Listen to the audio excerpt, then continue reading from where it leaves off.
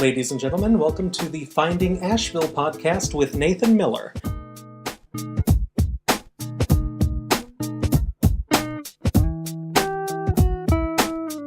Yeah, as long as the tourists keep coming. Well, you've been saying that for years. I think I read an interview with you in 2010 that said, well, maybe 4 to 5 more. And then just recently, you're just like, I'm still waiting for it to pop, but it has not popped yet. So it's crazy. It's got to be closed. If somebody came up to you today and was like, I want to open up a brewery in Asheville, North Carolina, what would you say to them? I would say welcome, but I hope you've got game. Yeah. Because you can't come in here and find your way. You know, I would not have.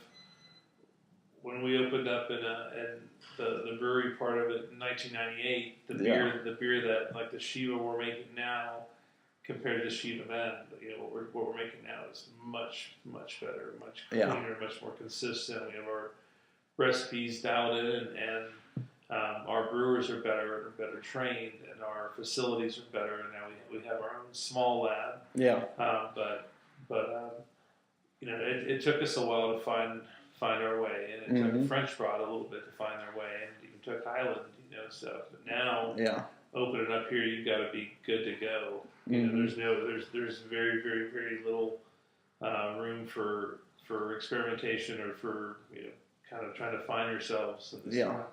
But the water's great, and that's why there's such a cluster here. And as much as New Belgium says it's the coolness of Asheville, which of course it doesn't hurt at all. Yeah. But the water here is fantastic, and that's why So.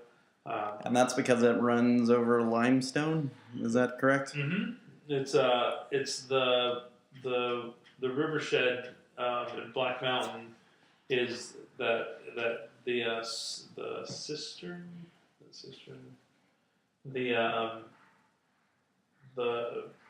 It's the longest active forest in the world. Mm-hmm. There's older forests, but the forests have become the bottom of oceans, and they were icebergs, for the last however many millions of years. And the watershed area up there has been a forest the longest amount of time anywhere in the world. Mm-hmm.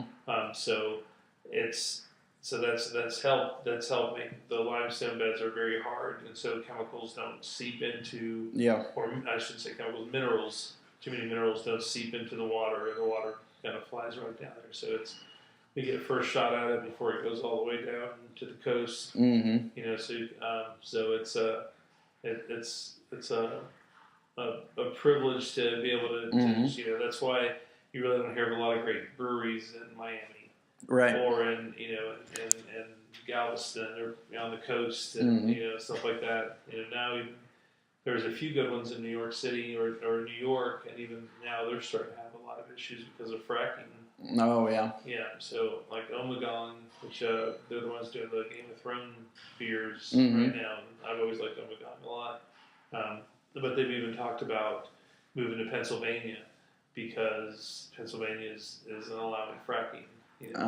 So they're starting to get sediment in the water. That's not only screwing up the beer scene, I guess, but also pizza, because they say pizza in New York is as good as it is because of the water. Because of the water. Yeah.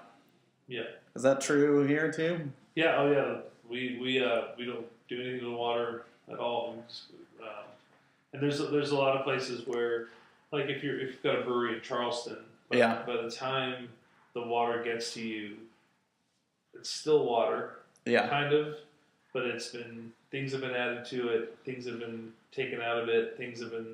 Because they add things to it, they have to add other things to it. So by the time it's time to make beer, you've got something that really started out as H2O, but now it might have fluoride in it. It might have extra calcium in it. They might put things in it to keep if there's a high amount of